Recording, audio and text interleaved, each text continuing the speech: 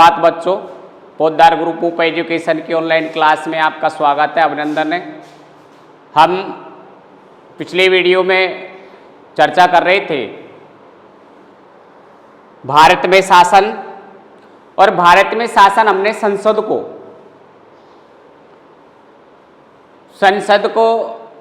को पढ़ा। पिछले वीडियो में देखा संसद का गठन संविधान के अनुच्छेद 79 के तहत होता है, क्योंकि हमारे संविधान में वर्णित है कि भारत संघ की एक संसद होगी और संसद के 2 सदन होंगे। वो सदन कौन से होंगे? राज्यसभा और लोकसभा। हमने पिछले वीडियो में देखा कि संसद सदस्यों की क्या योग्यताएं होनी चाहिए, मंत्री और महान्यायवादी का क्या अधिकार बनता है संसद में भाषा कौन सी बोली जाती है, कोरम पूर्ति क्या होती है, ये सारे हमने पिछले वीडियो में देखे। लेकिन अब आज हम चर्चा करेंगे संसद के जो 2 सदन होते हैं। संसद के कितने सदन होते हैं? 2 सदन होते हैं, और वो कौन कौन से होते हैं? राज्यसभा और लोकसभा।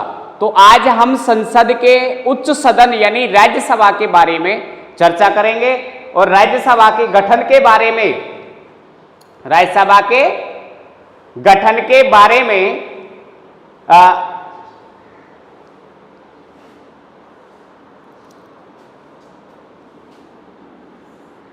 अच्छे से अध्ययन करेंगे। तो देखिए, राज्य सभा का गठन संविधान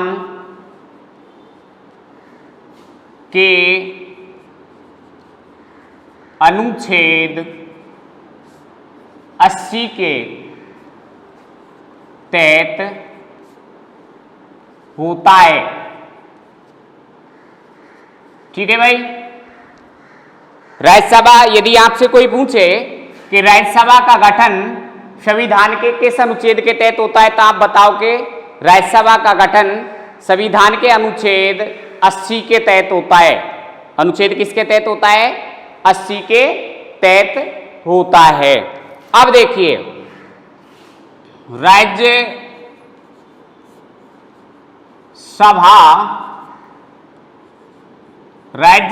को निम्न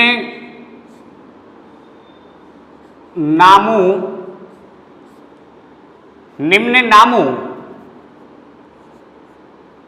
से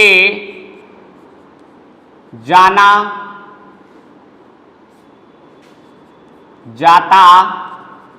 है।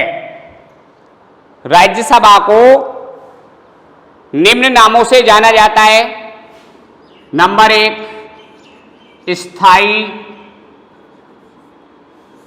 स्थायी सदन।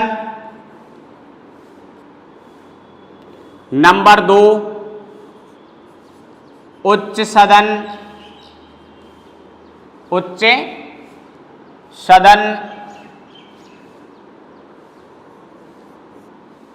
नंबर 3,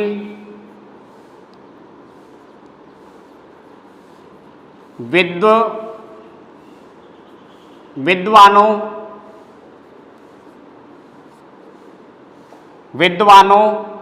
या विशिष्ट लोगों का सदन। स्थायी सदन, उच्च सदन, विद्वानों या विशिष्ट लोगों का सदन। नंबर 4,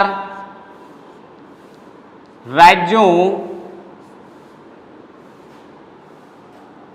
का प्रतिनिधित्व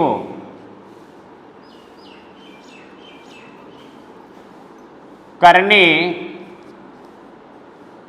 वाला सदन। ठीक है। अब देखिए, राज्यसभा को निम्न नामों से जाना जाता है।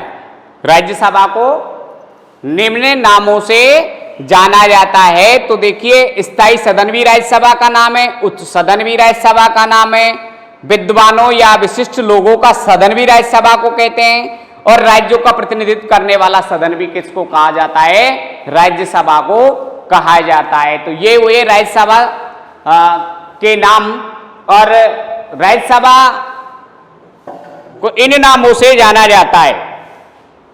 अब देखिए, किन नामों से जाना जाता है?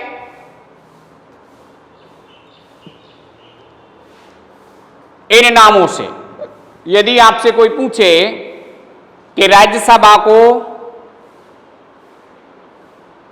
किन किन नामों से जाना जाता है, तो आप बताओगे स्थायी सदन भी कहते हैं राज्यसभा को, उच्च सदन भी कहते हैं राज्यसभा को, विद्वानों या विशिष्ट लोगों का सदन भी कहा जाता है राज्यसभा को, और राज्यों का प्रतिनिधित्व करने वाला सदन भी कहा जाता है राज्यसभा को। तो ये इन नामों से इसको जाना जाता है। इस तरीके से हमने देखा कि इन नामों से राज्यसभा को जाना जाता है।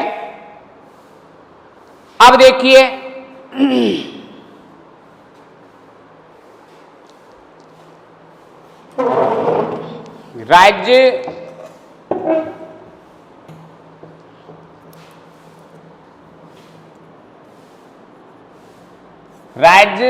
राज्यसभा की सदस्य संख्या। तो देखिए,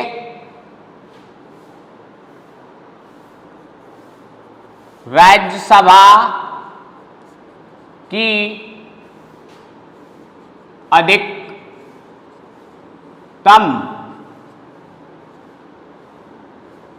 सदस्य संख्या 250 होगी। कितनी होगी? 250 होगी। लिखा गया है कि 250 होगी। कितनी होगी? 250। और लेकिन वर्तमान में राज्यसभा की सदस्य संख्या 245 है। अधिकतम कितनी होगी? 250। कितनी होगी भाई? अधिकतम 250 हो सकती है, लेकिन वर्तमान में राज्यसभा की सदस्य संख्या कितनी है? 245 है। कितनी है? 245 है।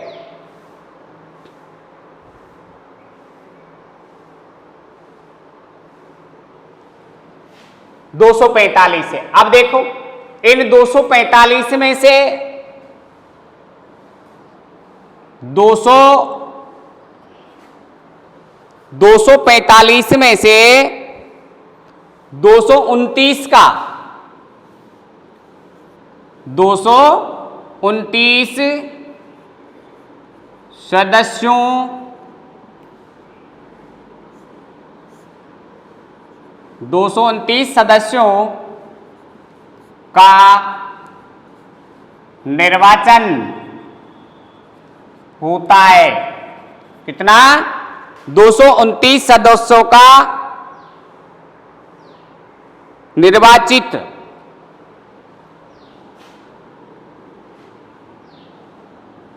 निर्वाचन होता है। 4 सदस्य संघ शासित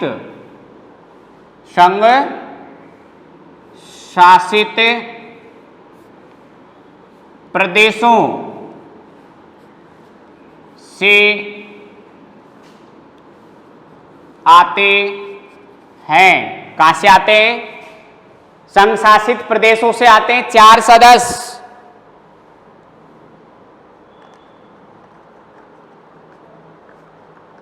अब देखिए,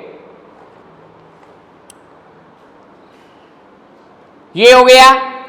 राज्यसभा को किन नामों से जाना जाता है, ये हो ही गया। अब आता है राज्यसभा की सदस्य संख्या। यदि आपसे पूछे कि राज्यसभा की सदस्य संख्या क्या है, तो आप बताओगे राज्यसभा की सदस्य संख्या अधिकतम कितनी हो सकती है, 250 हो सकती है। लेकिन वर्तमान में राज्यसभा की सदस्य संख्या 245 है। वर्तमान में राज्यसभा की सदस्य संख्या कितनी है, 245 है। अब 245 में से 229 सदस्यों का निर्वाचन होता है।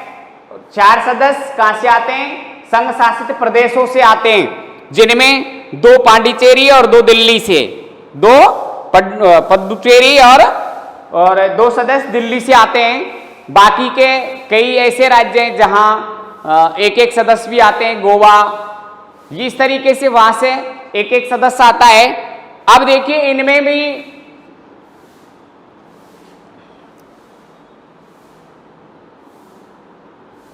राज्य सभा में 12 सदस्यों का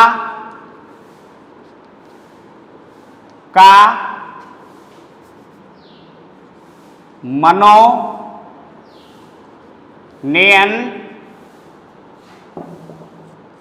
राष्ट्रपति द्वारा किया जाता है। ठीक है, राज्यसभा में 12 सदस्यों का मनोनयन राष्ट्रपति द्वारा किया जाता है। किसके द्वारा किया जाता है भाई, राष्ट्रपति के द्वारा किया जाता है। कितने सदस्यों का, 12 सदस्यों का। अब ये आपने देख लिया होगा, मैं इसको मिटा देता हूं या शॉर्ट स्क्रीन ले लें आप।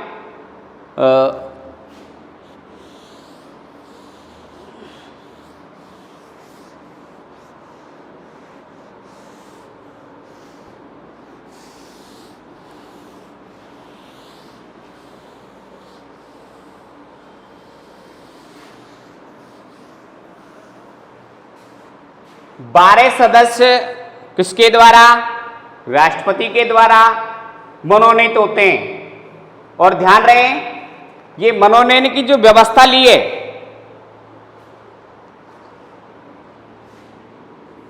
भारत में मनोनयन वाली व्यवस्था को, मनोनयन वाली व्यवस्था को आयरलैंड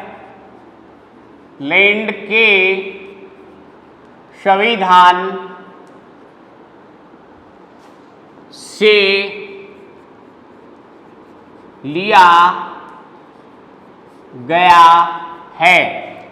यदि आपसे कोई पूछे कि राज्यसभा में और लोकसभा में जो मनोनयन किया जाता है राष्ट्रपति के द्वारा, वो कहां के संविधान, मनोनयन वाली जो व्यवस्था है वो कहां के संविधान से ली है, तो आप बताओगे आयरलैंड के संविधान से लिया गया है। कहां के संविधान से, आयरलैंड के संविधान से लिया गया है। ठीक है, अब देखो जो 12 सदस्य मनोनीत होते हैं वो कैसे होते हैं, कला के क्षेत्र में, विज्ञान के क्षेत्र में, एक्टिंग के क्षेत्र में, संगीत के क्षेत्र में, समाज सेवा के क्षेत्र में, जिनका उत्कृष्ट योगदान रहा हो, ऐसे 12 सदस्यों को राष्ट्रपति के द्वारा कहां मनोनीत किया जाता है, राज्यसभा में मनोनीत किया जाता है।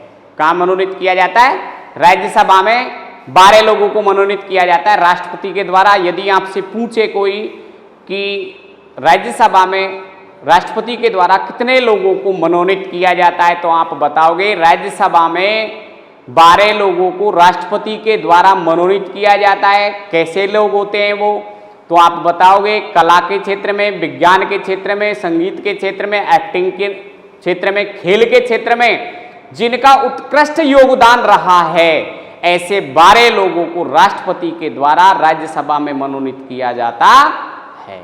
ठीक है भाई। और देखिए स्थायी सदन है ये राज्यसभा। स्थायी सदन इसलिए कहा जाता है कि प्रति 2 वर्ष बाद 1/3 सदस्य क्या हो जाते हैं, सेवानिवृत्त होते रहते हैं राज्यसभा से, उनकी जगह नए सदस्यों का चुनाव हो जाता है। जैसे अभी अभी हमारे राजस्थान से निर्वाचित होकर के गए हैं, है ना। इसी तरीके से तो इसलिए इसे स्थायी सदन कहा जाता है। क्या कहा जाता है, स्थायी सदन कहा जाता है राज्यसभा को। क्यों, क्योंकि 2 वर्ष बाद इसके 1/3 सदस्य बदलते रहते हैं। चलो, मैं अब बात कर रहा था कि भारत में मनोनयन वाली व्यवस्था को आयरलैंड के संविधान से लिया गया है। अब देखिए, जो ये सीटों का आवंटन है, सीटों का राज्य सभा में स्थानों का आवंटन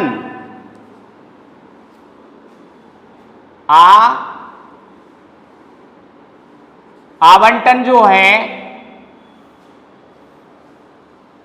राज्यसभा में स्थानों का आवंटन जनसंख्या के आधार पर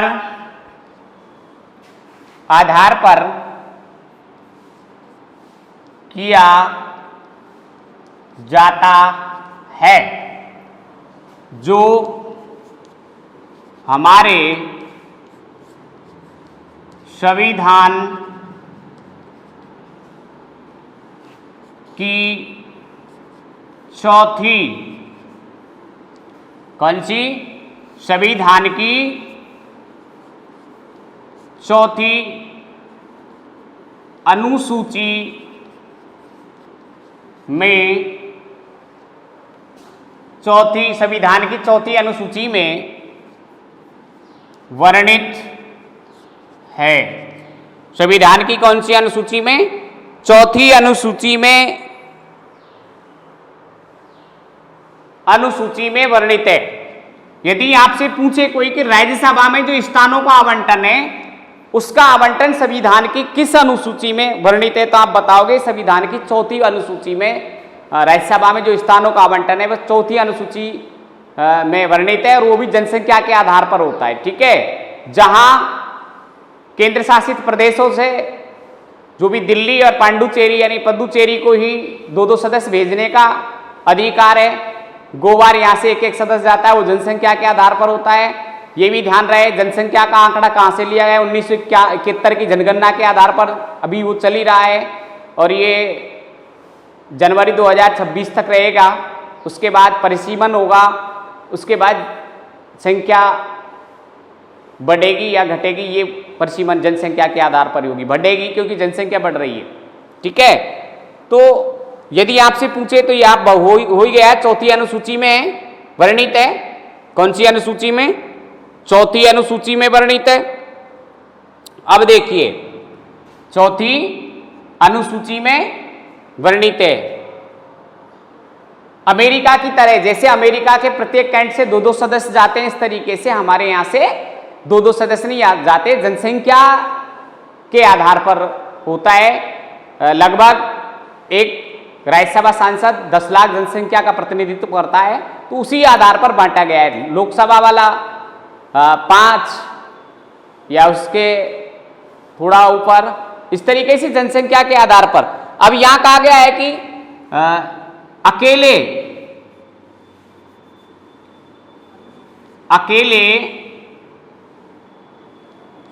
अकेले राज्य यूपी लिख दूं या उत्तर प्रदेश से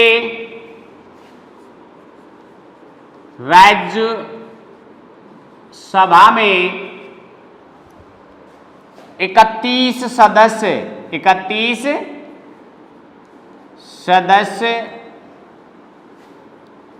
निर्वाचित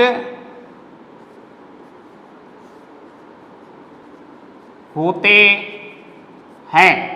ठीक है, अकेले राज्य यानी यूपी उत्तर प्रदेश से राज्यसभा में 31 सदस्य निर्वाचित होते हैं। राजस्थान से 10 सदस्य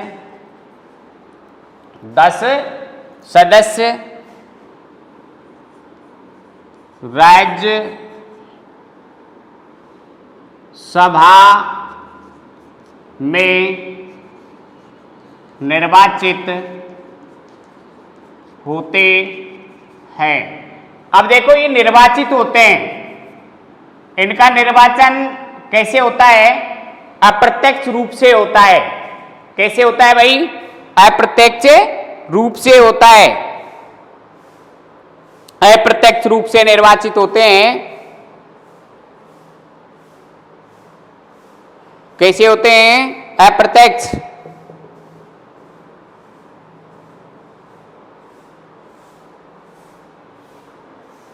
अब देखिए ये आपने देख लिया होगा, इसको भी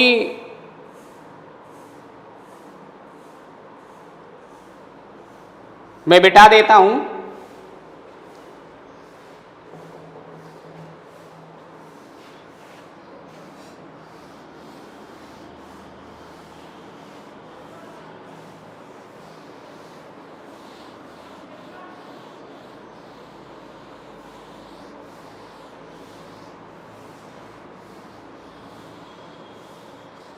अगला जो बिंदु आता है होता है राज्यसभा के सदस्यों का निर्वाचन। राज्य सभा के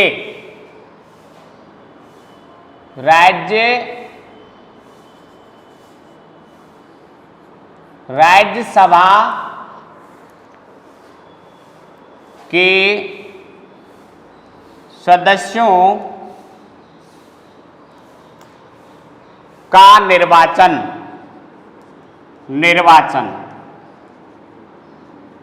राज्यसभा सदस्यों का निर्वाचन। अब देखो राज्यसभा सदस्यों का निर्वाचन कैसे होता है? क्या लिखा मैंने? राज्यसभा के सदस्यों का निर्वाचन। तो राज्यसभा सदस्यों का निर्वाचन अप्रत्यक्ष रूप से क्या होता है? अप्रत्यक्ष रूप से उस विधानसभा सदस्यों के, उस राज्य की विधानसभा के सदस्यों के द्वारा क्या किया जाता है? निर्वाचन किया जाता है। राज्य की विधानसभा के सदस्यों के द्वारा राज्यसभा सदस्यों का निर्वाचन किया जाता है अप्रत्यक्ष रूप से। किसके? अप्रत्यक्ष रूप से क्या किया जाता है? निर्वाचन किया जाता है। संविधान के अनुसार राज्यसभा के सदस्यों का निर्वाचन उस राज्य के विधानसभा के निर्वाचित सदस्यों द्वारा अनुपातिक, देखो संविधान के अनुसार राज्यसभा सदस्यों का निर्वाचन उस राज्य की विधानसभा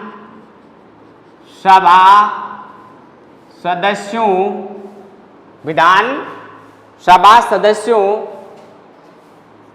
के द्वारा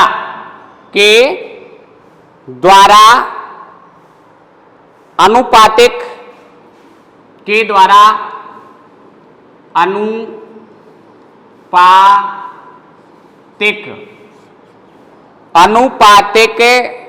प्रतिनिधित्व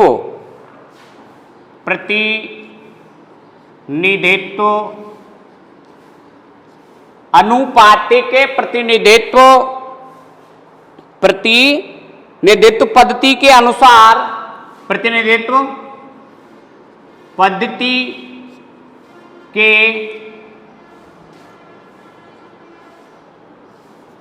के अनुसार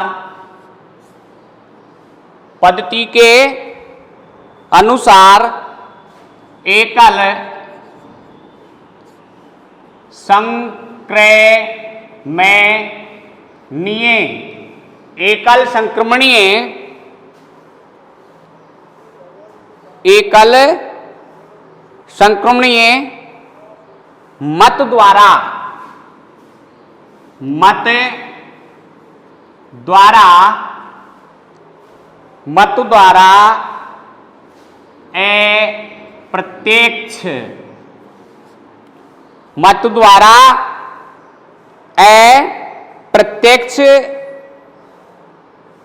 अप्रत्यक्ष रूप से होता है। ठीक है भाई। तो देखिए राज्यसभा के सदस्यों का निर्वाचन और राज्यसभा सदस्यों का जो निर्वाचन है वो कैसे होता है ये हमने देखा। राज्यसभा के सदस्यों का निर्वाचन संविधान के अनुसार राज्यसभा सदस्यों का निर्वाचन उस राज्य की विधानसभा सदस्यों के द्वारा अनुपातिक प्रतिनिधित्व, कौन सी अनुपातिक प्रतिनिधित्व पद्धति के अनुसार एकल संक्रमणीय मत द्वारा अप्रत्यक्ष रूप से होता है। ठीक है। तो क्या बताओगे? विधानसभा सदस्यों के द्वारा अनुपातिक प्रतिनिधित्व एकल संक्रमणीय मत पद्धति के तहत अप्रत्यक्ष रूप से होता है। मत कौन डालते हैं भाई? विधानसभा सदस्यों, जो विधानसभा सदस्य होते हैं, निर्वाचित विधानसभा सदस्य राज्यसभा सदस्य को क्या देते हैं? मत देते हैं। ठीक है। तो इस तरीके से ये हुआ आपका निर्वाचन। और निर्वाचन होता है अलग अलग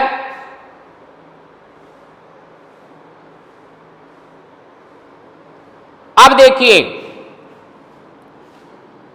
दो संशोधन हुए हैं। राज्यसभा सदस्यों से संबंधित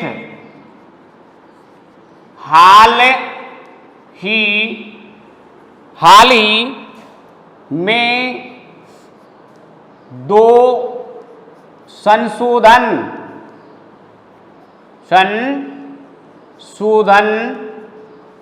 हुए हैं। हाल ही में दो संशोधन हुए हैं। क्या हुए हैं?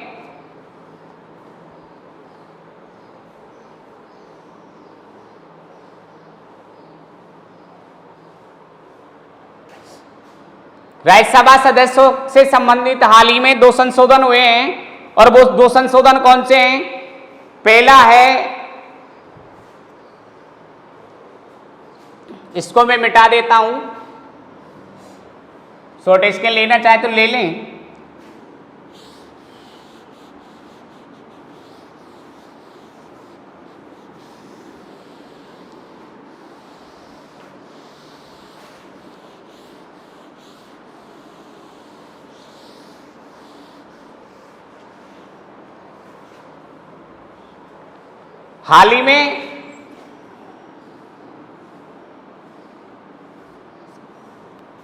हाल में दो संशोधन हुए हैं।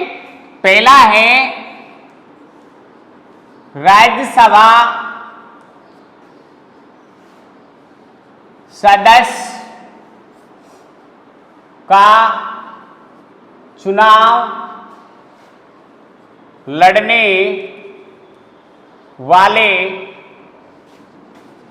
व्यक्ति को उस राज्य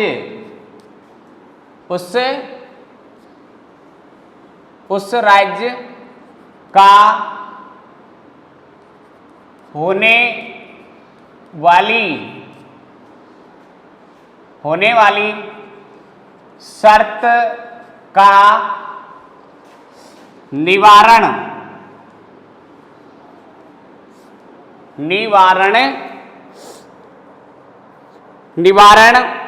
कर दिया गया है। निवारण कर दिया गया है। ठीक है। नंबर 2, गुप्त मतदान, गुप्त मतदान